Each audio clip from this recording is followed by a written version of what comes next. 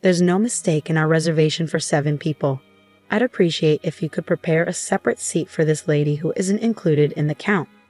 Elizabeth, my husband's mom, often made bold requests, teasing me. But today might be different because I know a secret she's hiding, and I plan to reveal it at our family gathering. I'm Natalie, 28 years old, and I work as a chef. I met my husband George at the restaurant where I work. He runs a long-standing electronics store in the city, passed down through his family. Sadly, his father, who ran the store before him, passed away last year. I grew up in a family passionate about cooking. My parents and brother are all culinary professionals. Surrounded by this environment, I learned a lot about cooking from a young age. Thanks to this and my talent, I graduated top of my class from culinary school. I used to be confident in my cooking skills, but marrying George made me doubt myself. We ended up living with his mom, Elizabeth, after his dad passed away. George wanted to take care of her, so we agreed to live together. I hoped for some time alone with George after our wedding, but living with his parents changed that plan. I knew he might eventually live with them, but not right after getting married. Maybe he didn't want to upset me by mentioning it earlier. Living with Elizabeth wasn't as bad as I thought. She was kind and helped with chores. She even bought me treats from my favorite bakery. But there was one issue. Her cooking was too salty for my taste. She prepared our meals, but they were always too salty. I knew Elizabeth was from the northern regions, though I assumed her love for salty food might be typical there. I'd read in magazines and seen on TV that northerners often prefer saltier tastes. However, I knew it wasn't true for everyone, like my colleague at work who's also from the north but likes lighter flavors. Elizabeth's cooking didn't match what I expected. Her dishes were much saltier than what I'd heard or what my colleague liked. Her stew, for example, had such a strong sauce that it overpowered the natural colors of the ingredients. It felt like eating pure sauce sometimes. Elizabeth would encourage me to eat more, saying that if the food wasn't flavorful enough, it wouldn't be satisfying. I'd often wonder if this was the standard taste. Once my husband mentioned that the dish seemed lighter than usual, and Elizabeth said she adjusted it to my liking. But even then, I found it too salty. I couldn't help but think, this is considered light. I was shocked by what happened next. Eating Elizabeth's heavily seasoned food every day seemed to dull my taste buds. I started doubting my ability to taste properly, especially when cooking at work. Luckily, the head chef did the final taste checks, so it didn't affect the dishes much. But it worried me a lot. To deal with Elizabeth's cooking, I started making my own breakfast before she woke up. It helped me keep up at work, but it made her cold towards me. She started ignoring me when I greeted her in the morning. One evening, I asked her opinion on a dish I'd worked hard on. She questioned if I'd seasoned it right, saying cooking basics were important. She added more sauce, saying it needed more flavor. It made me feel like she thought I was being arrogant about my cooking skills. But I was just worried about health issues. I couldn't shake the feeling that there was a reason behind Elizabeth's sudden change in behavior. My husband has 2 older sisters who welcomed me warmly into their families from the start of our marriage. They even offered to help if I ever had any problems with their mother. Their support made me feel valued, even though we were just getting to know each other. Their husbands were also friendly, which added to the family's warmth. Especially Emily, who has a delightful 5-year-old daughter. We were preparing for her big birthday celebration, and I happily agreed to help with the food. The table was filled with a variety of dishes, each colorful and inviting. Emily praised the spaghetti I made, saying her daughter loved it. Her appreciation made me really happy. She even thanked me for the delicious spaghetti with sparkling eyes.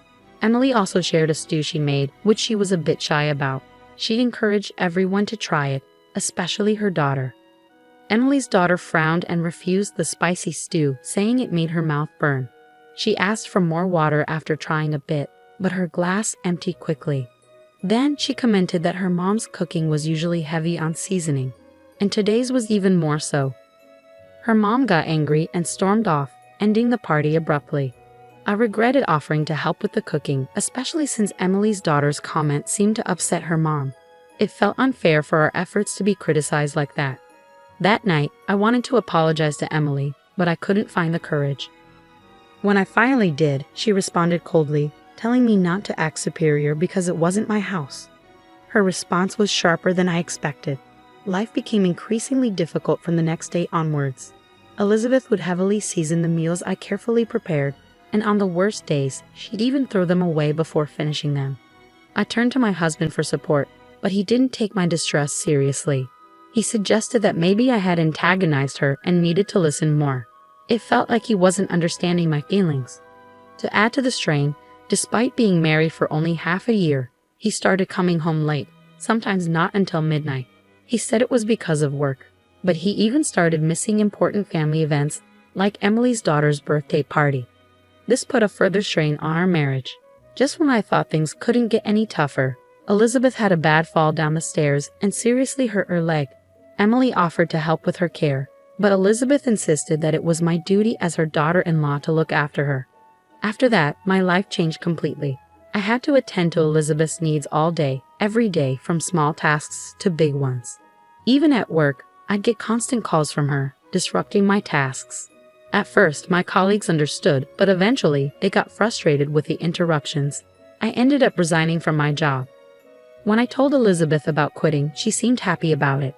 Since then, my days have been filled with meeting her spontaneous demands at all hours. It's taken a toll on my mind and body. As my husband's absence at home grew, I couldn't shake my doubts about his excuses for working late. I started considering what our next steps should be, feeling like I couldn't stand by any longer. I decided it was time to teach both Elizabeth and my husband a lesson. A few days later, during breakfast, I brought up the idea of divorce. They were both shocked by my sudden announcement. My husband questioned why I was bringing it up, reminding me that we were still newlyweds. He denied any suspicion of cheating and seemed hurt by the suggestion. He also pointed out that I rarely came home, and he felt belittled by Elizabeth. He said he couldn't be happy in such a household environment. "I've made my decision," I declared with newfound determination, surprising both of them. My husband quickly apologized, promising to be more attentive to our home life. He even suggested I take a break and go to my parents' house for a while if I needed it.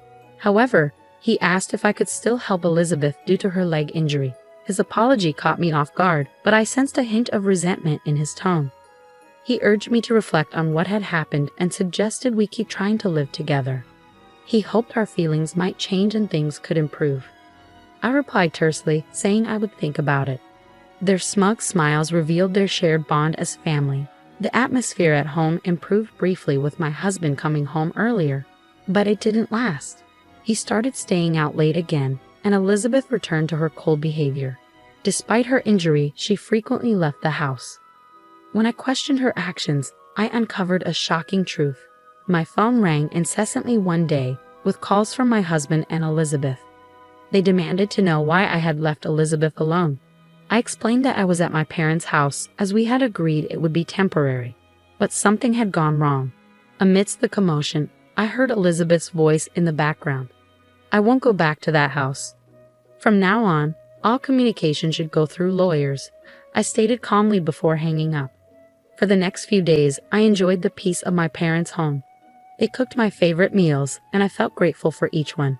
In return, I cooked for them, and when my mother praised my cooking, tears of happiness filled my eyes. During this peaceful time, I got an unexpected message from someone I didn't want to hear from, Elizabeth. She apologized for her past actions and invited me to her upcoming birthday party. I didn't want to go, but the party was at a renowned restaurant, a rare luxury. I decided to attend and convey my intentions. Elizabeth was happier than I expected and shared the details. The day of the party arrived, and the venue was an upscale restaurant near the station. It had become popular among food enthusiasts because of a new chef trained in France. His dishes were acclaimed as authentically French, earning rave reviews from gourmets in the city. Upon arriving at the main entrance of the restaurant, I observed George and Elizabeth awaiting my arrival with what appeared to be a smug expression. The attendees of the party included Emily, her husband, and their children, constituting a small gathering of 8 individuals. Notably, the topic of divorce had not been disclosed to the attendees at this juncture. Shortly thereafter, Elizabeth approached the restaurant staff and requested confirmation of the reservation, which was indicated for 7 individuals. She subsequently requested a separate seat for me, indicating an implicit acknowledgement of my presence. As we settled into our seats and began dining, Elizabeth's comment about the spaghetti tasting like mine warmed my heart. Then, George mentioned how the restaurant's dishes had improved since the new chef arrived, especially recommending a forthcoming meat dish. As we eagerly awaited the arrival of the anticipated meat dish, Delicious-smelling plates kept arriving at Emily's table. However, George and Elizabeth hadn't received anything yet. Elizabeth's frustration became apparent as she loudly questioned why their food was taking so long, drawing glances from nearby diners. The waiter apologized, explaining that the chef was preparing something special for them, which was why it was taking longer. He asked for their patience a little longer. Despite Elizabeth's annoyance, there was a flicker of satisfaction on her face, knowing they were receiving special treatment. Soon, footsteps from the kitchen caught their attention. Their expressions froze in surprise as I emerged, dressed in a chef's hat and apron. "Natalie, why are you dressed like that?" Elizabeth questioned, while Emily and her husband seemed to enjoy the surprise. I smiled gently and placed the specially arranged dishes before them. "I've prepared a special menu just for the two of you," I announced as I placed the dishes before Elizabeth and George. Elizabeth's plate held a beautiful black lump adorned with a rich sauce, which I further enhanced with a topping. Seeing Elizabeth's surprised expression brought me satisfaction. For George, I presented a dish adorned with various delicacies, each shining brightly. I also provided a special sauce for him to try. Emily's daughter laughed cheerfully, appearing surprised yet intrigued by the unique service. However, George and Elizabeth reacted with anger. "This is unbelievable. I've never seen such inappropriate service. Call the manager," George demanded. I calmly replied, "I'm the person in charge here. Is there a problem?" Elizabeth joined in, accusing me of allowing disrespectful service and threatening to sue. "Feel free, but we're also considering legal action for the disruption you've caused," I responded firmly. "How dare you?" Elizabeth exclaimed in disbelief. It turned out that they were frequent visitors to the restaurant and were known for their demanding behavior and constant complaints. The staff had already viewed them as problematic customers until now. "Considering our familiar relationship, we've treated you with leniency. But now that Natalie has chosen to distance herself from you too, we will treat you impartially. Is that okay, Natalie?" The person in charge, who turned out to be my brother Peter, asked me. "Of course," I replied. Peter, Elizabeth, and George were utterly stunned to realize that the person in charge of the renowned restaurant was my brother. In reality, the restaurant's success was a result of Peter's diligent management and hard work. They had not been informed of this fact. Despite not attending our wedding due to work commitments, Peter had sent a generous gift. He had never spoken with Elizabeth or George before, but he remembered their faces from pictures he had received from family gatherings he couldn't attend. "I couldn't go to the wedding, so I wanted to say hi when you came to visit, but every time you guys seemed too busy with your friends," Elizabeth told George and Emily. They looked surprised. "We didn't know. Can you tell us more?" Emily asked, trying to sound happy, but her eyes showed she was serious. "We actually came here to eat with some store owners from the town's market. It's popular now to eat at these new restaurants," George explained. Just then, a waiter came up. "You forgot this last time you were here," he said, handing Elizabeth a shiny earring. "You often eat here with guys who wear earrings. Isn't that risky?" I was surprised by Emily's question but laughed. "Well, it's not exactly like that. He's secretly dating the woman who works at the flower shop across the street." George looked shocked. "How did you find out?" "A few weeks ago, I felt suspicious and hired a detective. They took photos of him having dinner with her here and even going into a hotel together. To be honest, I don't think it was a good idea for you to marry her. I'm planning to get a divorce. Just be ready for that," George said, speaking openly about divorce for the first time. For me, it wasn't a surprise. I had expected it. Just remember to pay the alimony.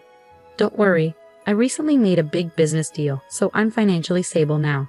I'll happily pay all the alimony," George assured. That reassured me. "Now about you, Elizabeth." Elizabeth, who had been listening quietly, suddenly spoke up. She was a regular at this fancy restaurant and known by the staff. "What do you want from me? Since my husband passed away, I don't think anyone can criticize me." But I knew something she didn't. "Actually, I had a detective look into your secrets too. Turns out, you've been in a secret relationship for 5 years. But wait, didn't your husband just pass away a year ago? What's going on?" Emily and her siblings were furious and disappointed.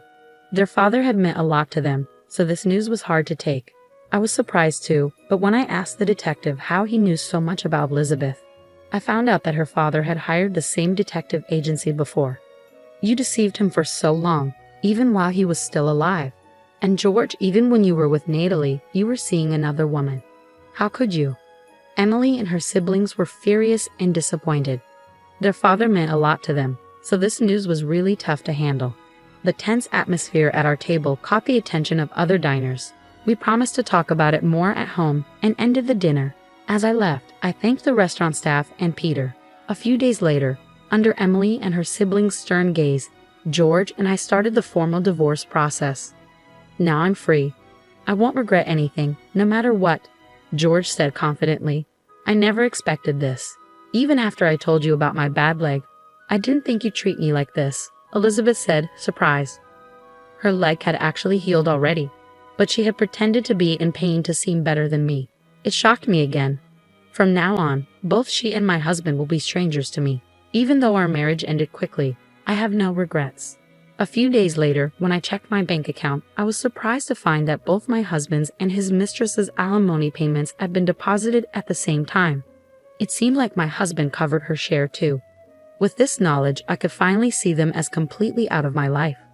Then some interesting news came about my husband and his mistress. He had gotten into debt to pay the big alimony. But soon after we divorced, she dumped him easily. Emily told me that the woman is known in the area for going after married men. After what happened at the restaurant, Peter told us that regular customers were tired of George and Elizabeth's behavior, and they were happy we stood up to them. After that, the restaurant banned them from coming in. Their dishonesty became known in the community. A big contract my husband was bragging about got canceled. His electronics store relied on trust from the locals. But now that trust is gone, running it will be hard. Elizabeth's life got tough too. She was left by her longtime lover, and medical tests showed her unhealthy lifestyle was hurting her health. Her health problems were her own doing, so she didn't get much sympathy. Luckily, I got to go back to the Western-style restaurant where I used to work. Even though they knew about my past, the staff and bosses welcomed me warmly. Emily and her family, including the spaghetti lady, kept coming to the restaurant, which meant a lot to me. They had cut off all ties with George and Elizabeth. Their betrayal, especially after their dad passed away and the truth came out, hurt them deeply and seemed hard to get over. Cooking brings me so much joy. Those moments when I'm happy in the kitchen are the ones I treasure the most. It makes me feel truly blessed.